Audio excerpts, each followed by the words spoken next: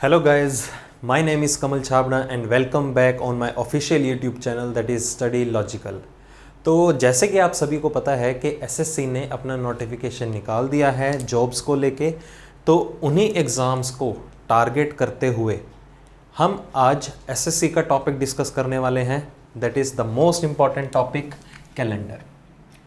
तो काफ़ी कैंडिडेट्स को प्रॉब्लम रहती है कि उन्हें कैलेंडर के टॉपिक में कुछ एक डाउट्स हैं कि क्वेश्चंस जो हैं वो एक्यूरेसी के साथ नहीं निकलते। तो आज के सेशन को ध्यान से समझिए, बेसिक सी चीज़ें डिस्कस करेंगे, सारी नहीं करेंगे बट पार्ट्स में डिस्कस करेंगे ताकि आपको समझने में ज़्यादा दिक्कत ना हो।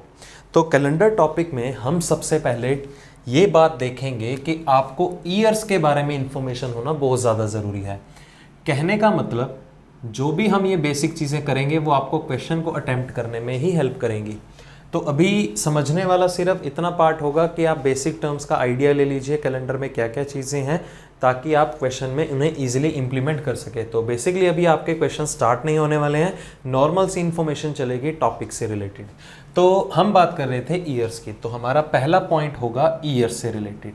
मतलब कि हमें ईयर्स को डिफ्रेंशिएट करना आना चाहिए कि हमारे पास देखा जाए तो दो तरह के साल होते हैं, ईयर्स होते हैं। कौन कौन से? एक नॉर्मल ईयर और एक लीप ईयर। ये तो आपको खैर सभी को पता ही होगा, normal year and leap year, या नॉर्मल ईयर को हम नॉन लीप ईयर भी बोल देते हैं। अब पता कैसे चलेगा कि कोई भी ईयर अगर रनिंग में है वो एक नॉर्मल ईयर है या लीप ईयर है? तो गाइज ये आपको सभी को पता है बात कि अगर कोई भी ईयर नंबर अगर वो 4 से डिवाइड होगा तो वो एक लीप ईयर काउंट होता है। जैसे कि मैंने क्या बोला अभी, अगर मैं बात करता हूँ ईयर नंबर है आपके सामने यहाँ पर 2020 जो आप रनिंग में चल रहा है, अगर ये ईयर एक लीप ईयर है तो इसे किस तरह से आइडेंटिफाई करेंगे? इस पूरे के पूरे नंबर को हम 4 से डिवाइड करके देखते हैं। अगर हम इस 4 से डिवाइड कर दें नंबर को, तो मतलब कि अगर ये एग्जैक्ट मल्टीपल हुआ 4 का, तो मतलब ये ईयर जो होगा वो एक लीप ईयर होगा। तो क्रॉस चेक कर लेते हैं, 4 से डिवाइड करेंगे तो हमारा आंसर कितना आया? 505। मतलब ये एग्जैक्ट मल्टीपल है 4 का, मतलब ये 2020 जो था वो एक लीप ईयर है। इसी तरह एक और एग्जांपल लेते हैं, जैसे कि हम बात करें 1916, ईयर नंबर 1916। अब ये नंबर देखते हैं 4 से डिवाइड होगा या नहीं, क्योंकि हमारा केस है इसे ये आइडेंटिफाई करके देखना कि ये नॉर्मल ईयर है या लीप ईयर है।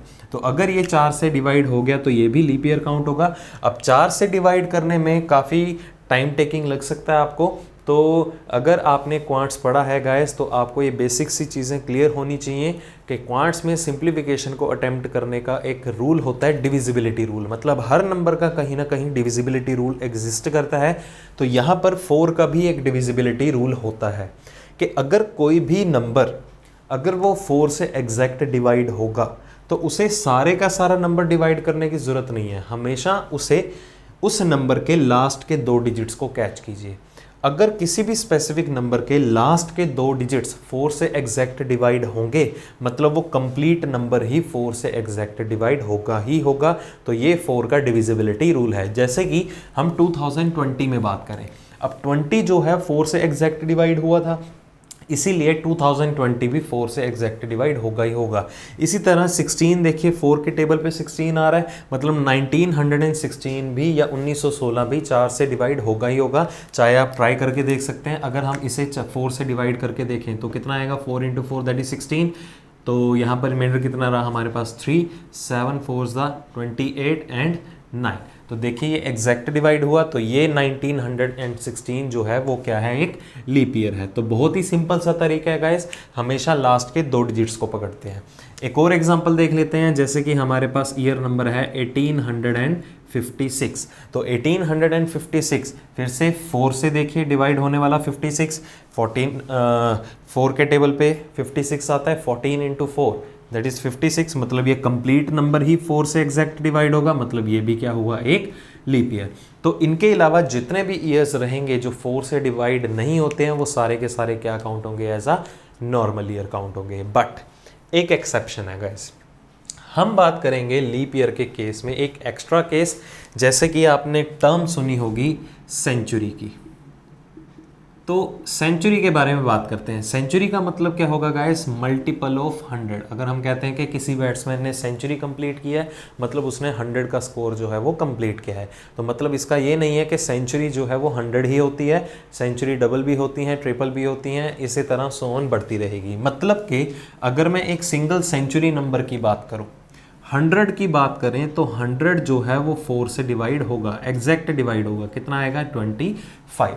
अब अगर 100 4 से डिवाइड होगा तो 200 भी 4 से डिवाइड होना चाहिए, कितना आएगा यहाँ पर? 50। तो मतलब अगर 100 भी 4 से डिवाइड हो रहा है, 200 भी हो रहा है, फिर तो 400 भी होना चाहिए 4 से डिवाइड, तो इसमें कितना आएगा? 100। मतलब कि अगर 100 4 से डिवाइड होगा गाइस, तो मैं इस 100 को किसी भी नंबर से मल्टीप्लाई करूं वो भी 4 से डिवाइड होगा ही होगा। जैसे कि अगर मैं बात करता हूं 1100 की, तो 1100 की भी बात करते हैं, तो अगर 4 से डिवाइड करके देखें तो देखिए कितना आंसर आएगा हमारे पास यहाँ। 4 × 2 8, तो यहाँ पर कितना रहा? 3 7 एंड 5, तो 275। देखिए 1100 भी 4 से एग्जैक्ट डिवाइड हो रहा है, बट हर एक सेंचुरी जो है वो लीप ईयर ज़रूरी नहीं है कि वो लीप ईयर हो ही हो। जैसे कि अगर मैं बात करता हूँ एक सेंचुरी की, हम एग्जांपल ले लेते हैं 2400।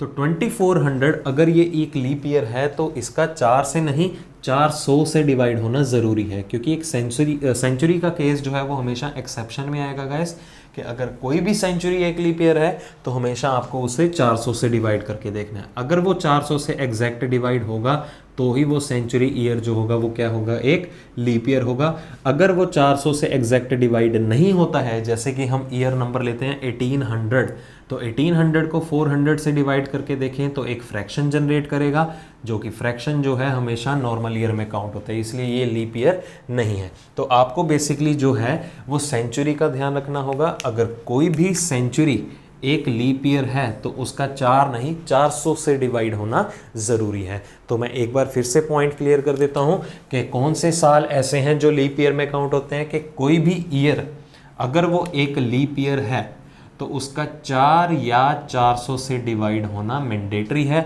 4 तो आपको नॉर्मली पता ही है, और 400 से कब डिवाइड करेंगे? जब सेंचुरी की बात होगी। तो अगर कोई भी ईयर एक लीप ईयर है तो उसका 4 या 400 से डिवाइड होना ज़रूरी है। अगर वो नंबर 400 से डिवाइड होगा या 4 से डिवाइड होगा तो ही वो लीप ईयर की कैटेगरी में आएगा, बाकी सारे के सारे किस में काउंट होंगे? As a normal year. I hope आपको ये लीप ईयर या नॉर्मल ईयर में डिफ्रेंशिएट करना क्लियर हो चुका होगा। तो बढ़ते हैं हम अगले पॉइंट की तरफ, जो कि बहुत ही ज़्यादा इंपॉर्टेंट है। ध्यान से देखिए, हमने फर्स्ट पॉइंट डिस्कस किया अभी ईयर्स को डिफ्रेंशिएट करने में। बढ़ते हैं हमारा नेक्स्ट पॉइंट जो है। तो गाइज शुरू करते हैं हमारा कैलेंडर में सेकंड पॉइंट। सेकंड पार्ट है that is odd days. Most important point है गाइज, मतलब हम ये कह सकते हैं कि पूरे का पूरा चैप्टर जो है वो इसी पॉइंट के ऊपर बेस्ड है। तो बात करेंगे ऑड डेज की। तो पहले बेसिकली इसकी सेंस समझते हैं, ऑड डेज का मीनिंग क्या होता है, फिर हम डेफिनेशन के बारे में डिस्कशन करेंगे। ऑड डेज मतलब विषम दिन, मतलब कि जैसे कि आप सभी को पता है कि एक हफ्ते में कितने दिन होते हैं? 7 दिन, या 1 वीक जो है वो 7 डेज का है। अगर मैं आज कहता हूँ जस्ट फॉर एन एग्जांपल कि अगर आज प्रेजेंट का डे जो है वो आज संडे है, तो अगर आज संडे है तो एक दिन के बाद मतलब कि कल कौन सा दिन आएगा? मंडे। अगर मंडे है कल एक दिन के बाद, तो संडे के 2 दिन के बाद क्या आएगा? ट्यूसडे। मतलब हम डे आफ्टर टुमारो या परसों की बात कर रहे हैं। मतलब कि अगर आज संडे है तो एक दिन के बाद हमें कौन सा दिन देखने को मिलेगा? मंडे। तो एक दिन फर्दर मतलब संडे के 2 दिन के बाद कौन सा दिन आएगा? ट्यूसडे। संडे के 3 दिन के बाद कौन सा दिन आएगा? वेडनेसडे, बुधवार। संडे के 4 दिन के बाद थर्सडे, 5 दिन के बाद फ्राइडे, 6 दिन के बाद सैटरडे, और 7 दिन के बाद क्या आएगा? संडे। मतलब कि अगर हमने एज्यूम किया जो आज का दिन है, प्रेजेंट का दिन है, करंटली संडे है, तो हमें दोबारा फिर से संडे कब देखने को मिलेगा? पूरे के पूरे 7 दिन के बाद। मतलब कि 7 दिन की बजाय मैं ऐसे भी बोल सकता था कि अगर आज संडे है तो दोबारा संडे कब देखने को मिलेगा? After 1 week. तो मतलब कि अगर एक हफ्ते के बाद संडे आएगा तो उस एक हफ्ते के बाद वाले संडे में भी अगर एक हफ्ता और ऐड ऑन कर दें तो भी हमें क्या दिन देखने को मिलेगा, संडे ही देखने को मिलेगा। कैसे पता चला? क्योंकि एक हफ्ता कंप्लीट हुआ, 7 दिन कंप्लीट हुए, तो 7 दिन अगर आज संडे है तो 7 दिनों के बाद भी क्या रहेगा, संडे ही रहेगा। 14 दिन की बात करें, 14 दिन मतलब 2 हफ्ते की बात हुई, तो भी क्या आएगा, संडे ही आएगा। अगर हम 21 डेज 21 दिनों की बात करें, या हम कह सकते हैं 21 दिनों का मतलब हुआ 3 वीक्स, तो 3 वीक्स की बात करें तो भी हमें क्या दिखाई पड़ेगा, संडे। 4 हफ्तों के बाद मतलब 28 दिनों के बाद भी क्या आएगा, संडे ही आएगा। 70 डेज का मतलब कितना हुआ, 10 वीक्स। अगर 10 वीक्स की बात करें तो भी क्या आएगा, संडे ही मिलेगा। 100 वीक्स की बात करें तो भी संडे आएगा। 1000 वीक्स की बात करें तो भी क्या मिलेगा, संडे। मतलब कि जैसे ही हम वीक्स टू वीक्स मूवमेंट में आएंगे, एक्सटेंड होते रहेंगे, तो अगर आज संडे है तो बदले में भी हमें क्या दिखाई पड़ेगा, फिर से संडे। तो बढ़ते हैं हम अपने स्पेशल पॉइंट की तरफ, ये ऑड डेज क्या होते हैं फिर।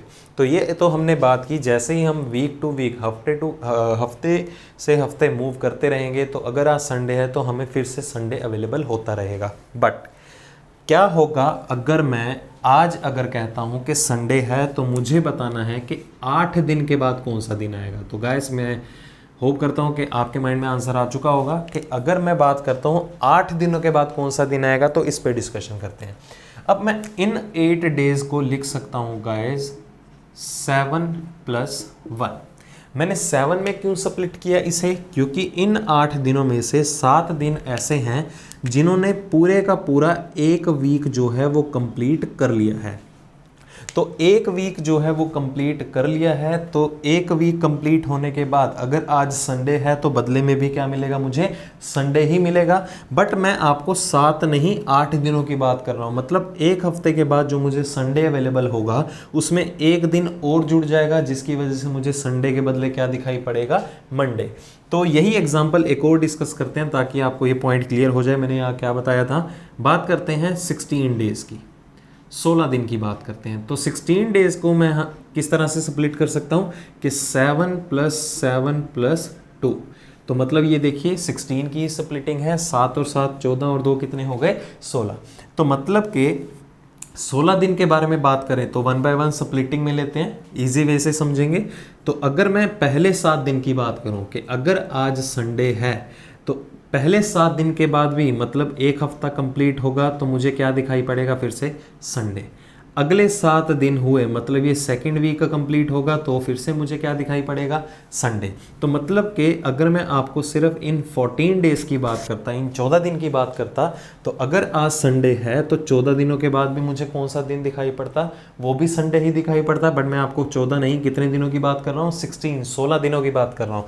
तो मतलब कि इन 14 दिनों के बाद तो मुझे संडे अवेलेबल हुआ, बट उसी में ही 2 दिन और भी बढ़ के आ रहे हैं। तो इन 2 दिनों की वजह से मुझे संडे के बदले संडे के 2 दिन के बाद फर्दर क्या हो जाएगा, ट्यूसडे यानी कि मंगलवार। तो मतलब कि अगर आज संडे है तो आज से 16 दिनों के बाद कौन सा दिन आएगा गाइस, ट्यूसडे अवेलेबल होगा। आई होप आपको ये पॉइंट क्लियर हो रहे होंगे। अगर फिर भी डाउट है तो एक एग्जांपल और भी लेके देख सकते हैं हम बात करते हैं यहाँ पर 30 दिनों की, शॉर्ट वे में समझाऊंगा, आप ध्यान से सुनिएगा।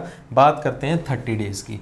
तो अगर हम देखें इन 30 डेज में वर्बली चेक करते हैं एक बार, तो अगर इन 30 डेज की बात करें तो इसमें कितने वीक्स निकल के आते हैं, 4 वीक्स निकल के आते हैं। जैसे कि मैं इसे स्प्लिट करने लगा हूँ, फिर से देखिए 28 + 2 मैंने इस तरह से स्प्लिट कर लिया।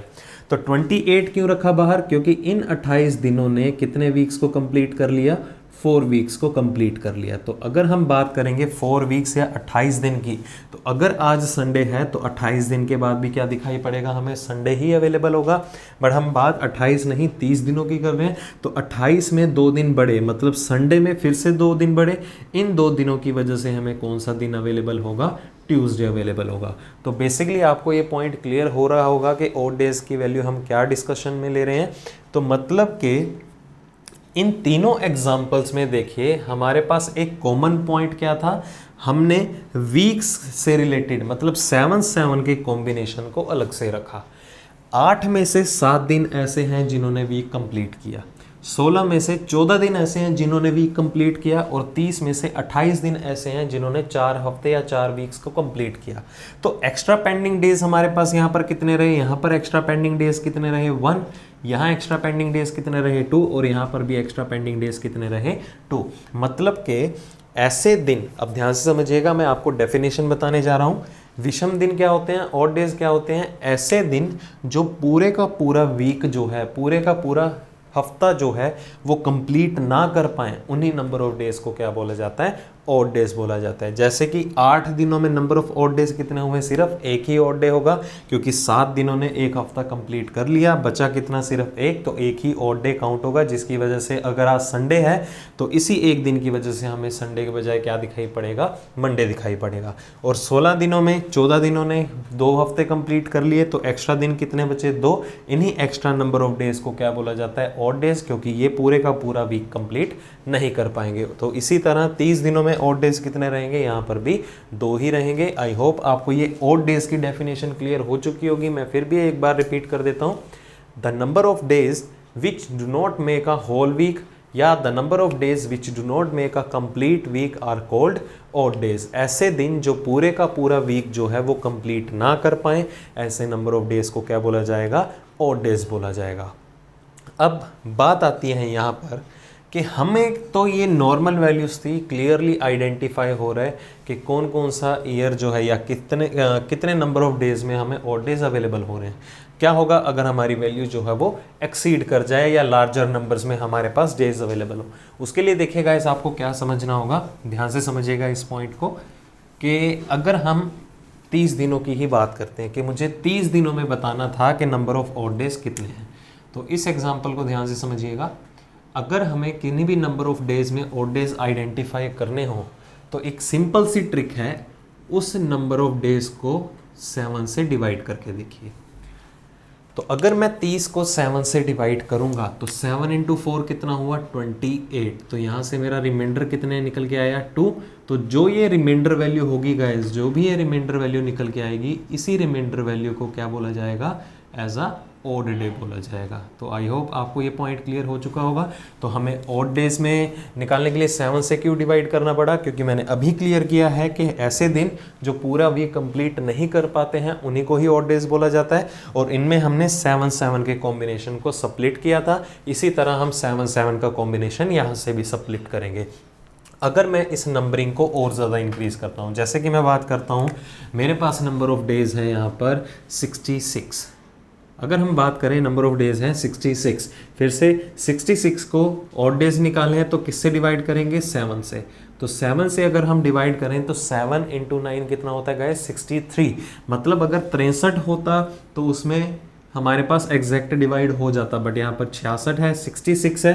तो 66 को जब हम 7 से डिवाइड करेंगे तो यहाँ से रिमाइंडर कितना आएगा, 3। तो 66 डेज में नंबर ऑफ ऑड डेज कितने होंगे, 3। तो आई होप आपको ये पॉइंट क्लियर हो रहा होगा। बहुत ही सिंपल सा केस है गाइस, सिर्फ गाइस 7 से डिवाइड करके देखना है, पजल नहीं होना। काफ़ी कैंडिडेट गलती कहाँ करेंगे, यहाँ 4 से डिवाइड कर देंगे। अब 4 से डिवाइड करते तो हैं, बट वो कब करते हैं, जब हमें किसी भी ईयर को एज अ जज करना हो कि वो नॉर्मल ईयर है या लीप ईयर है।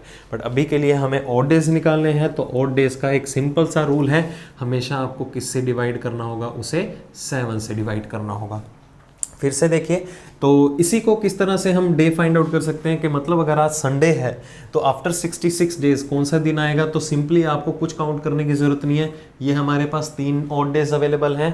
संडे में आप 3 दिन बढ़ा दीजिए, आपको आपका डे अवेलेबल हो जाएगा। मतलब आज अगर संडे है तो 66 दिनों के बाद कौन सा आएगा दिन, या 3 दिनों के बाद कौन सा दिन आएगा, वो कौन सा होगा गाइज, आपका वेडनेसडे। बहुत ही सिंपल सी टेक्निक है, ईजीएस्ट अप्रोच है, इससे इजी हो भी नहीं सकता गाइज। एक आधी एग्जांपल और भी देखते हैं, जैसे कि हम बात करते हैं अब 95 डेज़ के बाद, कि हमें बताना है कि 95 डेज़ के बाद कौन सा दिन होगा। फिर से ऑड डेज निकालने जा रहे हैं, तो इसे 7 से डिवाइड करके देखते हैं। जब आप इसे 7 से डिवाइड करके देखेंगे तो 13 इंटू 7 कितना है यहाँ पर, 91।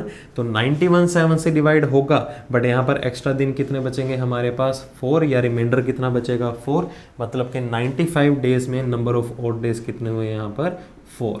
तो आज अगर संडे है तो आज से 95 डेज के बाद कौन सा दिन आएगा, तो आपको 95 सोचने की ज़रूरत नहीं है, सिंपली 4 दिन की ही बात करेंगे। तो संडे में 4 दिन जोड़ के कौन सा दिन आएगा, दैट इज़ थर्सडे। तो आज से 95 डेज के बाद कौन सा दिन अवेलेबल होगा, थर्सडे, अगर आज संडे है तो ये बेसिक सी चीज़ें हैं गाइस।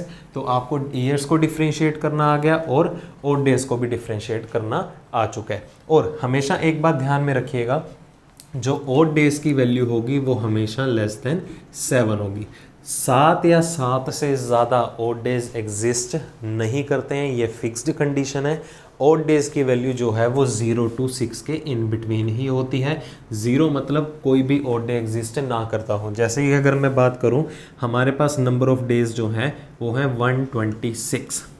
तो अगर मैं 126 में ओड डेज देखूं तो 7 के टेबल पे कब आएगा, 18 इंटू 7 दैट इज़ 126, मतलब 126 दिनों ने 18 वीक्स को कंप्लीट कर दिया। एक्स्ट्रा मेरे पास कुछ भी नहीं बचा, रिमाइंडर वैल्यू 0 है। तो इन 126 दिनों में कोई भी ओड डेज एग्जिस्ट नहीं करता, मतलब ओड डेज की वैल्यू जो है वो 0 है। तो मतलब कि आज से 126 दिनों के बाद कौन सा दिन आएगा, वो भी संडे होगा, अगर आज का दिन कौन सा है, संडे। तो ये बेसिक पॉइंट्स है गाइस अभी के लिए। आपको ये पॉइंट्स एटलीस्ट क्लियर होने चाहिए, क्योंकि जब तक आपका बेस ही बिल्डअप नहीं होगा तब तक आप क्वेश्चन अटेम्प्ट नहीं कर पाएंगे। अभी कुछ एक सेशन में, 1 या 2 सेशन में मैं कह सकता हूँ ये नॉर्मल सी चीज़ें चलेंगी या जनरल सी डिस्कशन चलेगी, सिर्फ और सिर्फ कैलेंडर को लेके। बाद में चल के आपके क्वेश्चंस अटेम्प्ट होंगे। अगर आपका ये बेसिक पॉइंट्स क्लियर होंगे, आपका बेस क्लियर होगा, तो आपको क्वेश्चन अटेम्प्ट करने में काफ़ी ज़्यादा आसानी रहेगी। तो इस सेशन को कंटिन्यूटी में देखते रहिएगा। थोड़ा सा कंटेंट कम दिया है, जानबूझ के दिया गया है, ताकि आप कम समय में सही तरीके से अच्छी चीज़ों को ग्रैस्प कर सकें और अपकमिंग एग्ज़ाम के लिए प्रॉपरली प्रिपरेशन भी कर सकें। तो अभी तक के लिए guys, stay safe and thank you so much.